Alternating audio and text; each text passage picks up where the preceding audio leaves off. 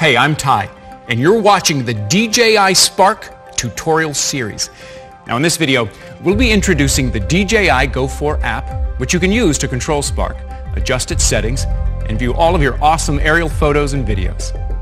First, search for DJI GO 4 on Apple's App Store or Google Play Store, and download the app. When installation is complete, launch DJI GO 4.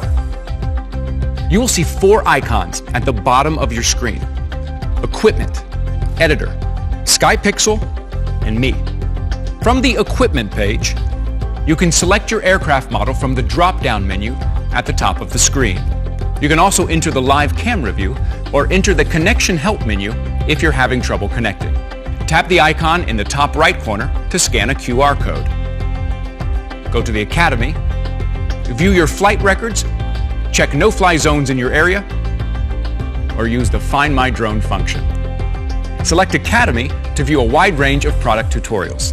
Enter the Editor page to choose from 3 editing modes: Create Movie, Auto Edit, or Free Eye.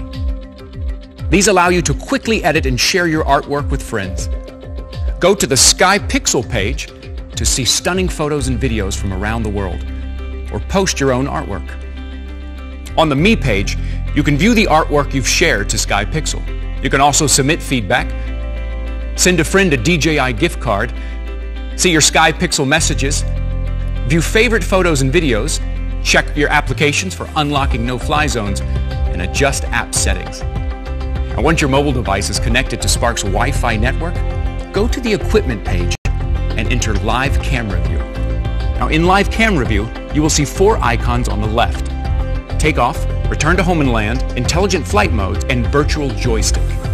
Tap the Intelligent Flight Modes icon and choose a mode to help you effortlessly capture complex shots. Tap the Camera Settings icon to switch between auto and manual settings. Well, that's it for now, everyone. Thanks for watching.